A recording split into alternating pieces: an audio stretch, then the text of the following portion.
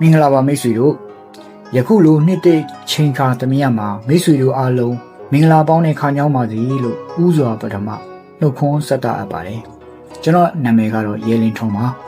ကိုရဲလို့လည်းလွယ်တကူခေါ်လို့ရပါတယ်ကျွန်တော်ကတော့စကားပြန်တယောက်အဖြစ်အသက်မူဝမ်းကြောင်းပြုနေတဲ့ဒူဒူးဖြစ်ပါတယ်မိတ်ဆွေတို့ထဲမှာဒုတိယဝင်ငွေကိုရှာဖွေဖို့ကြိုးစားနေတဲ့သူတွေရှိရင်ဝေကုံကြီးကြိုင်နေနေနဲ့ကိုယ်ပိုင်အားလက်ချီလေးမှာလှုပ်ဆောင်နိုင်မယ်နီးလန်းကောင်းလေးတစ်ခုနဲ့မိတ်ဆက်ပေးခြင်းပါတယ်အဲ့ဒါတော့ဘာသာစကားအလေးချင်းတစ်ခုကိုတိစောက်ပြီးတော့စကားပြန်တယောက်ဖြစ်လာအောင်လှုပ်ဆောင်လို့ရနိုင်တယ်ဆိုတဲ့အကြောင်းအရာလေးပဲဖြစ်ပါတယ်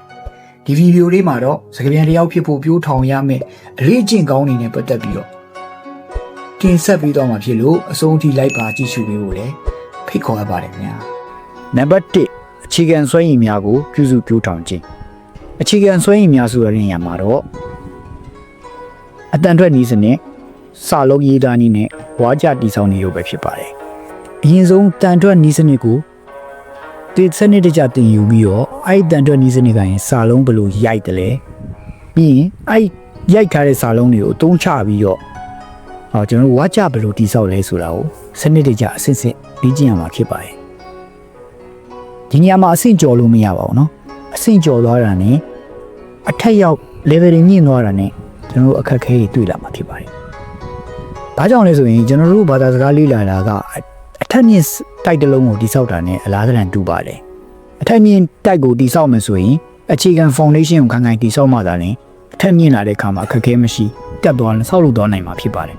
။အဲ့ဒီလိုပဲကျွန်တော်ဘာသာစကားလေ့လာတဲ့နေရာမှာလည်းအခြေခံချက်လက်တွေကိုစနစ်တကျလေ့ကျင့်သွားမှသာလျှင်အစိမြင့်လာတဲ့နဲ့အမျှအခက်ခဲညွတ်နေတော့မှာဖြစ်ပါတယ်အခက်ခဲတော့ရှိမှာပဲပေါ့နော်ဒါပေမဲ့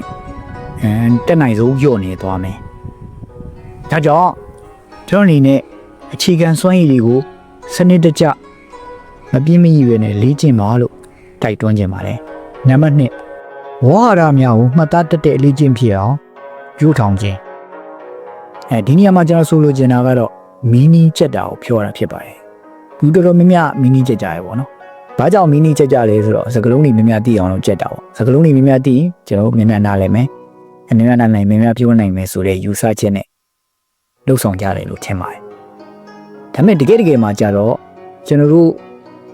စကလုံးတွေအများကြီးချက်စကလုံးတွေများလာနေများမိသွားတတ်ပါတယ်အဲ့ဒါဘာကြောင့်လဲဆိုရင်ကျွန်တော်တို့အုံနောက်ရဲ့တိဆောက်ပုံကအခန်းကြီးတစ်ခန်းနဲ့တူတယ်ဗျအခန်းထဲကိုကျွန်တော်တို့ပစ္စည်းတွေကိုစုပုံပြီးတော့ထည့်မယ်ကြာလာနဲ့မြအခန်းပြည့်လာမယ်အဲဒီအခန်းထဲကကျွန်တော်ပစ္စည်းတစ်ခုလိုချင်တယ်ပြန်ထုတ်တဲ့အခါကျရင်အရန်ကိုခက်ခဲမှာဖြစ်ပါတယ်ဒါကြောင့်အမျိုးအမည်များတဲ့ဆိုင်ကြီးတွေ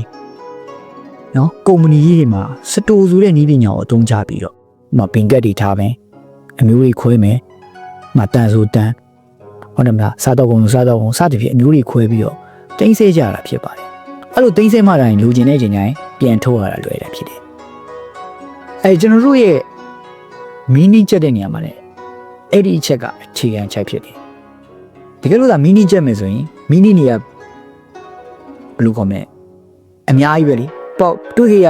ကြက်ရတာဆိုတော့အဲ့ကြိုင်မှာမိရယ်ဆိုတာအရာဖြစ်ပါတယ်စကလုံးတွေများတာနဲ့မိတယ်ဘာလို့ပြန်ထုတ်တဲ့အခါမှာခက်တော့ဗောနော်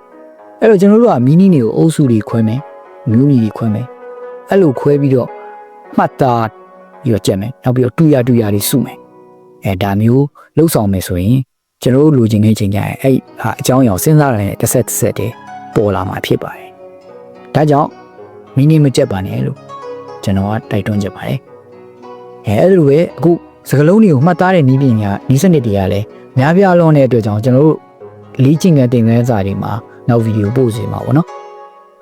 အလင်းတင်တယ်လို့ကျွန်တော်တင်ဆက်ပေးတော့မှာဖြစ်ပါတယ်မိတ်ဆွေတွေအနေနဲ့ရောစကလုံးကြက်တဲ့နေရာမှာအခက်အခဲရှိလား comment မှာဝေမျှသွားလို့ရပါတယ်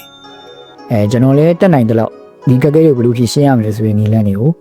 တင်ဆက်ပေးတော့မှာဖြစ်လို့ကျွန်တော်လည်းဆောင်ရွက်အားပေးကြပါဦးလို့တောင်းဆိုချင်ပါတယ်နံပါတ်3ဝါကြတိဆောက်တဲ့အောင်စနစ်တကျလေ့ကျင့်ပြုထောင်ခြင်းကျွန်တော်တို့ခုနအတန်တက်တဲ့နည်းစနစ်တွေလည်းရပြီနော်စာလုံးတွေလည်းကျွန်တော်တို့တော်တော်များများမှတ်သားလို့ရပြီဆိုတဲ့အချိန်ကျရင်ကျွန်တော်တို့ကအဲ့စာလုံးတွေကိုဝါကြတိဆောက်ရပါတယ်ဝါကြတိဆောက်တဲ့ဆိုတာတော့စာလုံးအထားတူပေါ့ ဥမာ subject ကိုပြန်မှာထားမယ် flow ကိုပြန်မှာထားမယ် object ကိုပြန်မှာထားမယ်စသဖြင့်လေ့လာပါတယ်ဘာကြောင့်လဲဆိုရင်ကျွန်တော်ဘာသာစကားတစ်ခုနဲ့တစ်ခုကဝါကျတိဆောက်ပုံမတူလို့ဖြစ်ပါတယ်ဒါပေမဲ့ဝါကျတိဆောက်နည်းတွေကိုတော့တစ်ထိုင်နဲ့ရှင်းပြမယ်ဆိုရင်အများကြီးပဲအဲ့တော့ရှင်းပြရတာအရန်ခက်ပါတယ်အဲ့တော့သင်ခန်းစာတွေနဲ့မှအလင်းတင်တယ်လို့လေးဖော်ပြမယ်ဆိုရင်ပို့ပြီးတော့လွယ်ကူမှဖြစ်လို့နောက်ထပ်အစီအစဉ်မှာမယ်တင်ဆက်ပေးတော့ပါ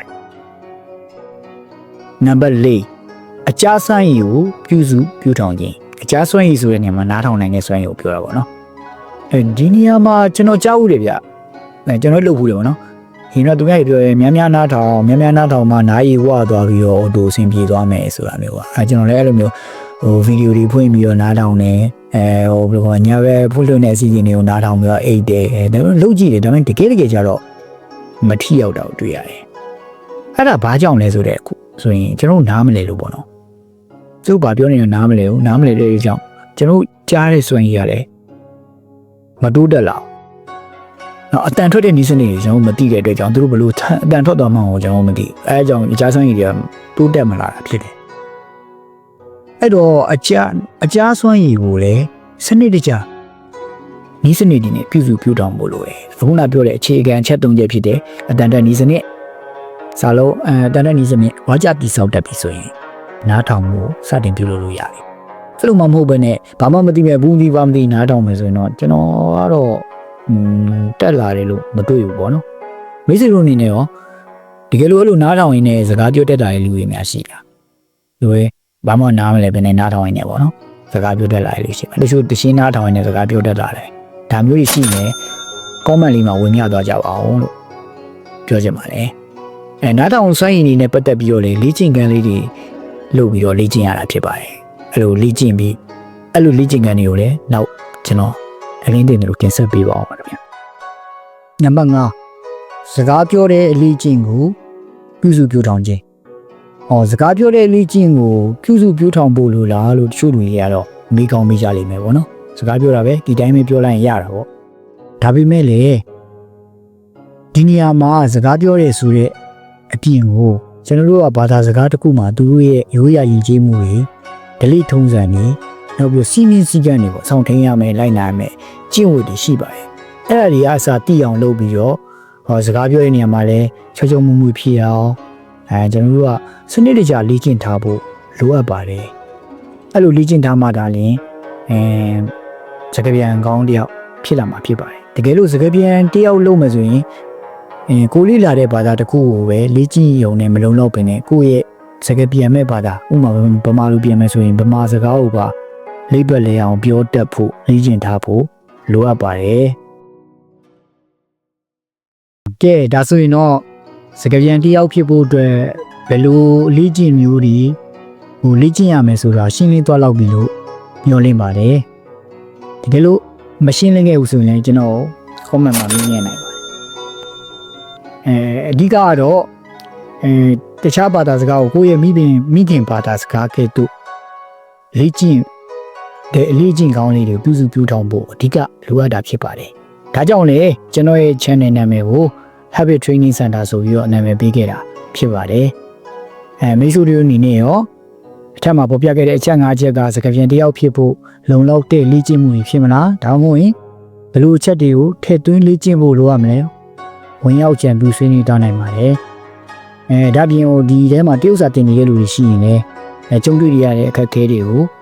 ဝင်ရောက်မေးမြန်းနိုင်ပါတယ်ကျွန်တော်ဘက်ကလည်းဒီအခက်အခဲတွေနဲ့ပတ်သက်လို့ကျွန်တော်ရဲ့အတွေ့အကြုံနဲ့နှိုင်းယှဉ်ပြီးတော့ရှင်းလင်းတဲ့ဥပမာလေးနဲ့စီစဉ်တင်ဆက်ပေးတော့ပါအောင်ပါခင်ဗျာအခုတော့ပြည့်တဲ့အတွက်အများကြီးကျေးဇူးတင်ပါတယ်အားလုံးပဲဘာသာစကားအလေးချင်းကောင်းလေးကိုပြုစုပြောထောင်ရင်းနဲ့အပေါ်ဝင်များရရှိအောင်ဆောင်ရွက်နိုင်ကြပါစေလို့ဆုတောင်းရင်းနဲ့ပဲအစီအစဉ်လေးကိုဒီမှာမိကုံးချိုးပေးရစီ大家再见。